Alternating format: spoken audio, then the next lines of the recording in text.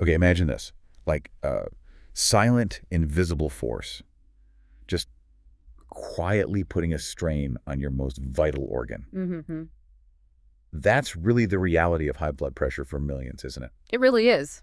And we all kind of know those numbers, systolic, diastolic, they're crucial. But figuring out what they actually mean Yeah. and what options you have for, cardiovascular wellness, it can feel like trying to decode some secret language. Absolutely. So today, we're not just going to break down the numbers. We're diving deep into the hidden stuff, even what some researchers are calling a rogue molecule that plays a part in this silent danger. Right. Our mission, really, is to empower you with the knowledge to actively, take charge of your heart health. And this really is a profoundly important deep dive, I think, because high blood pressure, it often operates completely without any symptoms. Right. Silently. You can feel perfectly fine, while quietly over time it's impacting your body. And that can lead to some serious long-term health challenges. Understanding that quiet impact, that's really the first step towards doing something about it. Okay, so let's just quickly refresh the basics then for our deep dive today. Mhm. When you get your blood pressure checked, you see those two numbers, right? Expressed in millimeters of mercury or MHG. Mhm. The top number, that's your systolic pressure. Think of it like the pressure in your arteries when your heart actually beats, when it's pushing blood out. Exactly. And then the bottom number is your diastolic pressure. So that's the pressure in your arteries between the heartbeats, when your heart is actually resting and refilling with blood. Okay. So if your reading is, say, 120 over 80 millimeter Hg, the 120 is systolic and the 80 is diastolic. It's kind of like the peak pressure and then the resting pressure. Gotcha. Peak and resting. Yeah. And knowing where your own numbers fall is just incredibly important. So a normal reading, that's anything below 120 over 80 millimeter Hg.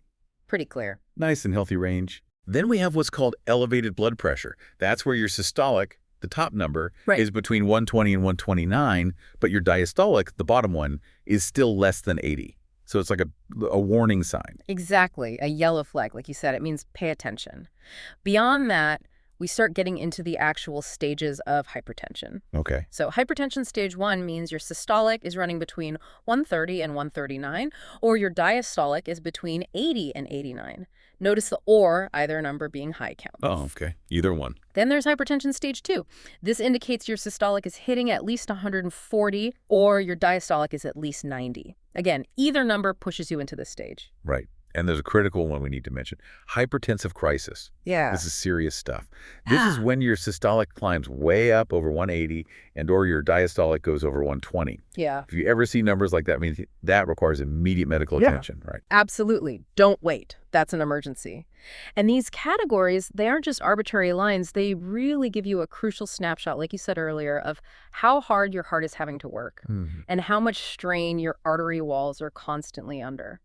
Looking at the bigger picture then, what do these numbers tell us long term? Well, they tell a story, really, about the ongoing stress on your whole cardiovascular system. Chronically high blood pressure isn't just a number on a screen. It silently, day in and day out, wears down your arteries and your organs. That sounds worrying. It is. And this wear and tear over time significantly increases the risk of really serious events like heart attack, stroke, even kidney problems down the line. It's cumulative damage. And this brings us right back to why high blood pressure is often called the silent killer. Exactly. It's genuinely kind of remarkable because typically it presents no obvious symptoms whatsoever. You might feel completely healthy, full of energy even. Yep. Feel great.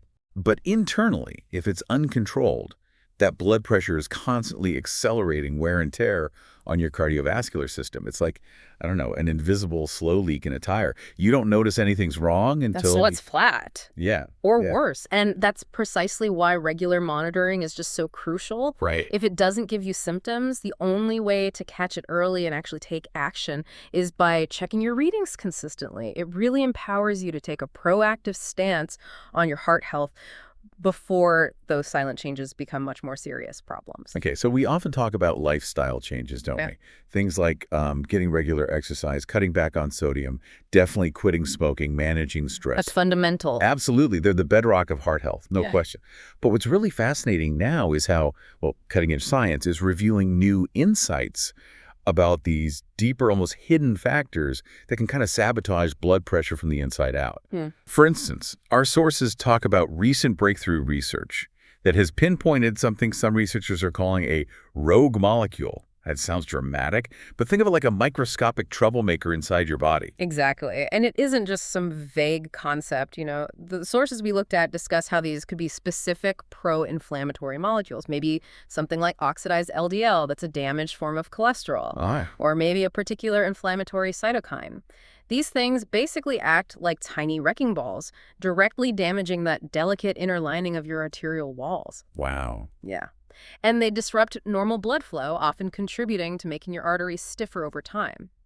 This understanding kind of shifts our focus, doesn't it? From just managing the numbers to actually addressing potential root causes at a molecular level. So if there's this specific rogue molecule idea or these damaging molecules at play, how do we actually address that? This is where innovative approaches, maybe like certain targeted dietary supplements, are starting to enter the conversation. They're aiming to provide like an additional layer of support. Right. And our sources highlighted one product called CardioShield. It's presented as a dietary supplement specifically designed to help address these sort of hidden threats. Yes, and according to the research it references, CardioShield's formula, it's positioned to target these, elusive molecular pathways we were just talking about.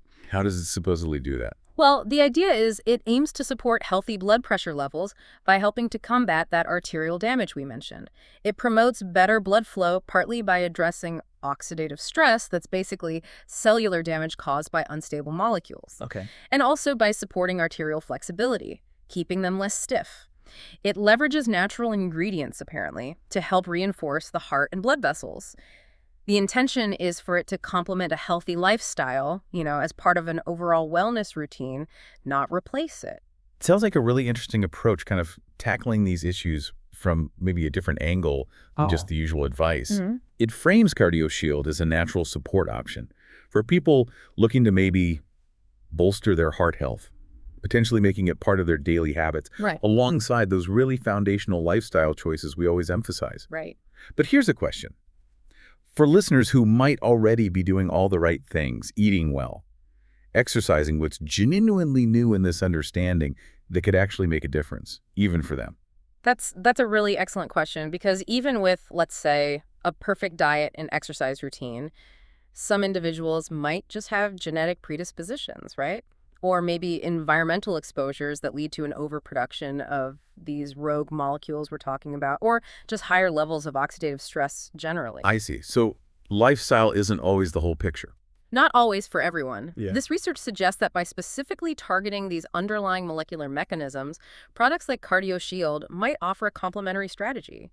It's kind of about providing an additional layer of defense, potentially, against factors that even the best lifestyle might not fully mitigate for every single person. Okay, that makes sense. So bringing it all together then, what does this deep dive really mean for your path, you, the listener, to cardiovascular wellness? It seems to boil down to a few key proactive steps. Yeah, I think so. First and foremost, regularly monitor your blood pressure. It sounds simple, but it's key. With convenient home measurement devices so readily available now, Right, they're everywhere. there's really no excuse not to know your numbers. Knowledge is power here. Absolutely. And second, keep aiming for that healthy lifestyle we've talked about. Consistent movement, balanced nutrition, really prioritizing quality sleep. That's a big one people forget. Huge. And actively finding ways to reduce stress in your life. These are just non-negotiable foundations. Couldn't agree more. Third, educate yourself, just like we're doing today. Understanding what your blood pressure numbers truly mean, and maybe some of the underlying factors that influence them, like these molecules, it empowers you to make informed decisions for your long-term health. Yeah. And finally, as our sources highlight, maybe consider supportive supplementation. Natural products, like the example CardioShield, are positioned to potentially provide an extra layer of protection, working with your other healthy habits, not instead of them. Yeah, working together. Ultimately, this deep dive really shows us that knowledge is power. Understanding your blood pressure numbers, knowing about the multifaceted approaches available now for cardiovascular wellness, it genuinely empowers you to take control of your health in a really profound way. It really does. And if we look at the wider context here, interpreting your blood pressure numbers, exploring these new wellness tools, it allows you to truly chart a path toward a healthier, more vibrant life. So as you reflect on this deep dive today, maybe consider what specific insight really resonated most with you. Did the discussion of the rogue molecule spark a new thought? Or perhaps just the simple emphasis on proactive monitoring hit home? What single action might this knowledge inspire in your own health journey starting today?